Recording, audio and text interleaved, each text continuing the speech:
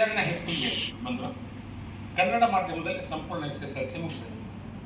ಇವರು 10ನೇ ವರ್ಷಕ್ಕೆ ಇವ್ರ ತಂದೆಯವ್ರಿಗೆ ಗಾಯಿಟರ್ ರೋಗ ಆಗಿ ಗಳಗಂಡ ಅಂತ ಹೇಳ್ತಾರೆ. ಅವರು ದೊಡ್ಡ ಸಂಸ್ಕೃತ ಪಂಡಿತರು, ಶಿಕ್ಷಕರು. ಬೆಂಗಳೂರು ತಂದೆ ರಾಮಚಂದ್ರ ಗಾಯಿಟರ್ ಆಗಿ 10 ವರ್ಷಕ್ಕೆ ಬೆಂಗಳೂರು 11 ವರ್ಷಕ್ಕೆ ತೀರ್ಕೊಂಡ್ರು. ಅವಾಗ ಅಜ್ಜಿ ಹೇಳಿದ್ರು, ಇರೋ ಒಬ್ಬ ಮೊಮ್ಮಗ, ಆ ಮೊಮ್ಮಗನ್ನ 10th ದೂರಕ್ಕೆ ಕಲಿಸೋ ಜವಾಬ್ದಾರಿ ಮಾಡ್ಕೊಂಡು ಅಜ್ಜಿ ಏನು ಕೆಲಸ ಮಾಡ್ತಾರೆ ಅದು ಖಾನಾವಳಿ ಕರೆದು. ಖಾನಾವಳಿಗೆ ಯಾರು ಬರ್ತಿದ್ರು ಅಂದ್ರೆ ಬ್ರಹ್ಮಾನಂದರ ಶಿಷ್ಯಂದ್ರು ಯಾರ್ಯಾರು ಇದ್ರು. ಅವಾಗಿನ ಖಾನಾವಳಿ ಯಾರ್ಯಾರು ಇರ್ತಿರ್ಲಿಲ್ಲ. ಅವ್ರ ಶಿಷ್ಯಂದ್ರು ಯಾರು ಇರ್ತಿದ್ರು. ಬ್ರಹ್ಮಾನಂದರು ಇವರ ಅಜ್ಜನ ಸ್ಟೂಡೆಂಟ್. ಅವ್ರು ಬರ್ತಿದ್ರು. ಹೀಗಾಗಿ ಬೆಂಗಳೂರು ಸಣ್ಣಂದಿರ್ತಾನೆ ಅನೇಕ ಊಟಕ್ಕೆ ಬಂದವ್ರ ಜೊತೆಯಲ್ಲಿ ಅದ್ಭುತವಾದಂಥ ಅಧ್ಯಾತ್ಮವನ್ನು ಕಲಿತು. SSLC ಮುಗಿಯೋದ್ರೊಳಗನ ಅವ್ರು ಎಷ್ಟು ಪುಸ್ತಕ ಓದಿದ್ರು ಅಂದ್ರೆ ಟೆನಿಸನ್ ಓದೋಗಿದ್ದ, ರವೀಂದ್ರನಾಥ್ ಠಾಗೂರ್ ಅವ್ರ ಕಥೆ ಮುಗಿಸಿದ್ರು. ಅಂದ್ರೆ ಇನ್ನೂ 8, 9ನೇ ತಕ್ಕ ಬಂದಾಗ ಎಲ್ಲ ಮುಗಿಸ್ಬಿಟ್ಟಿದ್ರು. ಆನಂತರ ಆಟ ಯಾರು ಆಡ್ತಿದ್ರು, ಅವ್ರದ್ದು ಬೆಟ್ ಆಟ. ಒಂದು ಜಿಮ್ನಾಸ್ಟಿಕ್ ಮಾಡ್ತಿದ್ರು. ಈಗ 6 ಮಂದಿ ನಿಂತ್ಕೊಂಡು ತೂರು ಹೋಗಿರ್ತಾರೆ, ಭೀಮ್ ಮಾಡ್ತಾರೆ, ಅಲ್ಲ ಅಟ್ಲ ಹೋಗಿ ಮತ್ತೆ ನಿಲ್ಬೇಕು. ಅನಂತರ ಪೆಟ್ ಆಟ ಅಂದ್ರೆ ಫುಟ್ಬಾಲ್. ಅದಕ್ಕೆ ಗೋಲ್ ಅಂತ ಏನು ನಾಟಕ ಬರ್ತಾರೆ, ಅದಕ್ಕೆ ಅವ್ರು ಬಗ್ಗೆ ಹೇಳ್ತಾರೆ.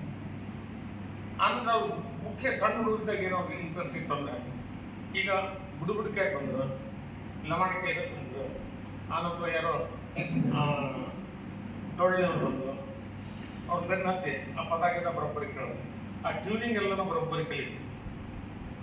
ಹೀಗಾಗಿ ಅವರು ಒಂದು ಸಂಪುಟ, ನಮನ ಸಂಪುಟ ಅಂತ ಬರ್ತಾರೆ. ಅದಕ್ಕೆ ಭಾಗ ಮಾಡ್ಯಾರ 4 ಮಕ್ಕಳ.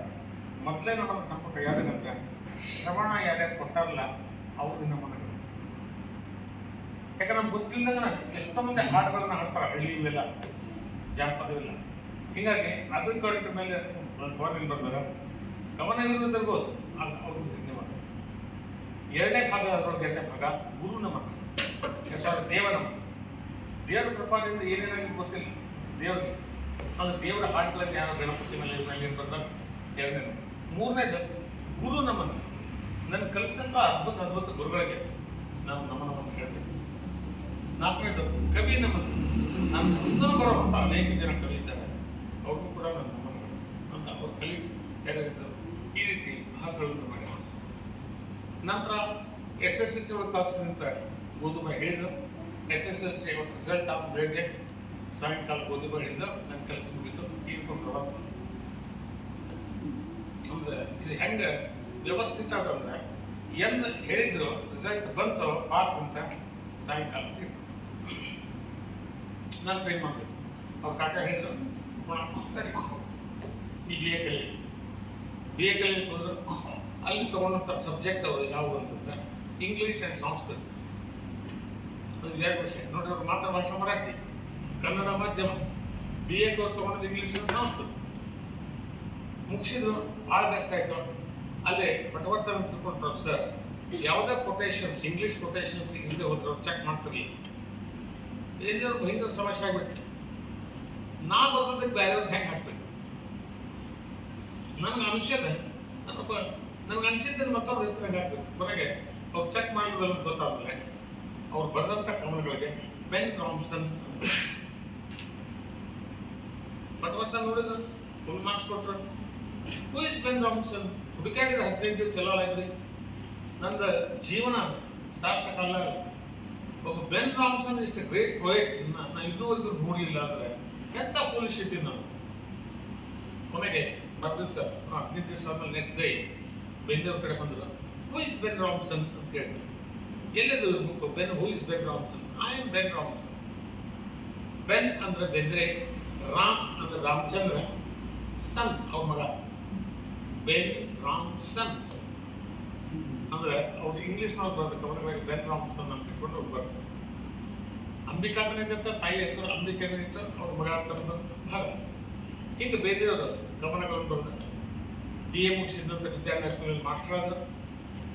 ಹಾಗೆ ಸ್ವಲ್ಪ ವರ್ಷಕ್ಕೆ ಮದುವೆ ಆದ ನಂತರ ಬ್ರಿಟಿಷರು ಕಂಡಿದ್ದು ಬಿಡುಗಡೆ, ಕನಸಿನೊಳಗೊಂದು ಕನಸು, ಈ ಕವನಗಳನ್ನು ಓದಬೇಕು. ರಾಷ್ಟ್ರೀಯ ಎಕ್ಸ್ಟ್ರಾರ್ಡಿನರಿ ಯಾಕಂದ್ರೆ ಅವ್ನು ಟೆಕ್ಸ್ಟ್ ಬುಕ್ ಹಚ್ಚಬೇಕು, ಯಾಕೆ ಹಚ್ಚಿಲ್ಲ ಗೊತ್ತಿಲ್ಲ, ನಾವು ಅದ್ರ ಬಗ್ಗೆ ಮಾತಾಡೋದಿಲ್ಲ. ಅವನ್ನೆಲ್ಲ ಬರೆದದ್ದಕ್ಕೆ ಬ್ರಿಟಿಷ್ ಅನ್ನಿಸ್ತಿಲ್ಲ ರೆವಲ್ಯೂಷನರಿ ಪಾಯಿಂಟ್ ಇದ್ದಾರೆ, ಅರೆಸ್ಟ್ ಮಾಡಿ ಜೈಲಿಗೆ ಹಾಕಿದ್ರು. ಬೇರೆಯವರು ಜೈಲಿಗೆ ಹೋಗ್ಯಾರ ಅಂತ ಗೊತ್ತಿಲ್ಲ.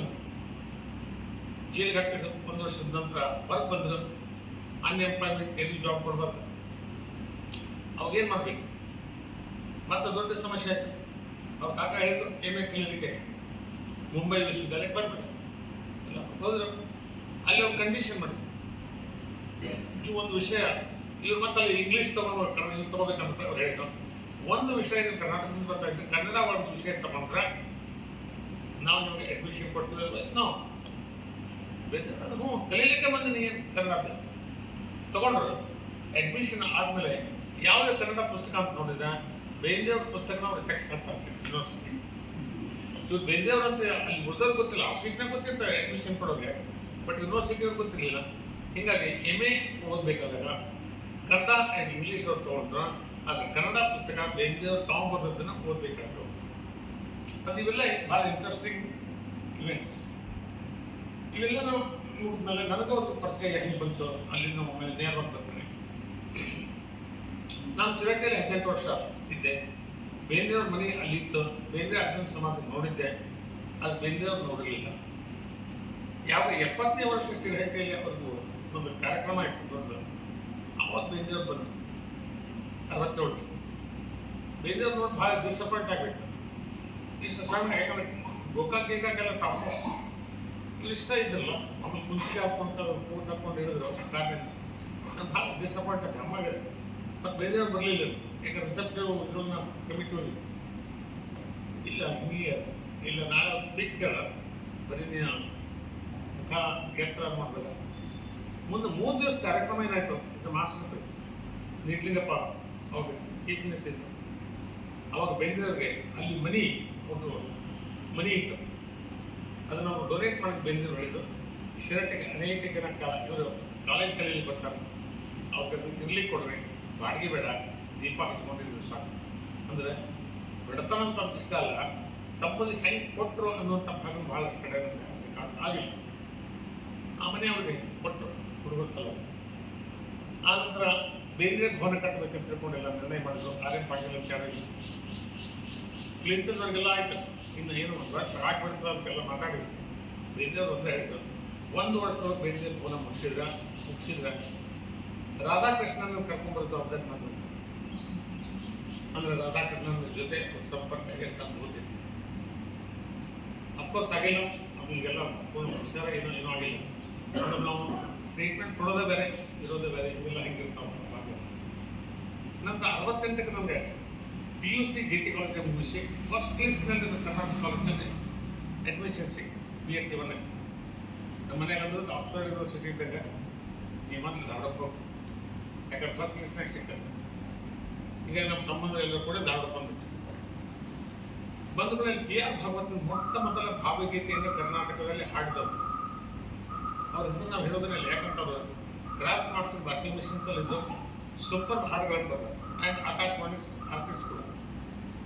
ಕೈಕಣಿಯವರೆಲ್ಲ ಅವರು ಫ್ರೆಂಡ್ಸ್, ಯೋಗೀಶ್ ಕೈಕಣಿಯವ್ರ ತಂದೆ ಆಯ್ತು.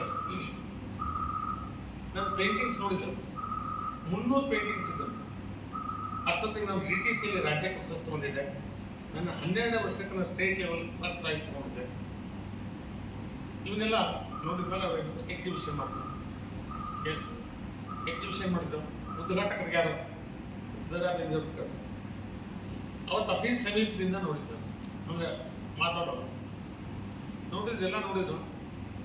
ಭಾಳ ಚಲೋ ತಂದೀಪ, ಖುಷಿ ಆಗ್ಬಿಟ್ಟು. ಬೇಂದ್ರೆಯವ್ರು ಉದ್ಘಾಟನೆ ಮಾಡೋದೇ ನಮ್ಗೆ ಬೇಕು. ಮತ್ತೆ ಚಲೋ ಆಗ್ಯಾರಂತ ಇನ್ನೊಂದು ಅವಾಗ 20 ವರ್ಷ ಆನಂತರ ಎಲ್ಲ ಆದಮೇಲೆ ಚಲೋ ತೆಗೆದು ಅದು ಒಂದು ಸಮಸ್ಯೆ, ಪ್ರಶ್ನೆ ಅಂತ ಏನು ಇಲ್ಲ, ನೀವು ಇಷ್ಟೆಲ್ಲ ಚಿತ್ರ ತೆಗೆದಿಲ್ಲ, ಈ ಭೂಮಿ ಮೇಲೆ ಒಂದು ಸರಳ ರೇಖೆ ಎಳಿತೀವಿ ನಿಮ್ಮ ಪ್ರಶ್ನೆ ಅರ್ಥ ಆಗಲಿಲ್ಲ.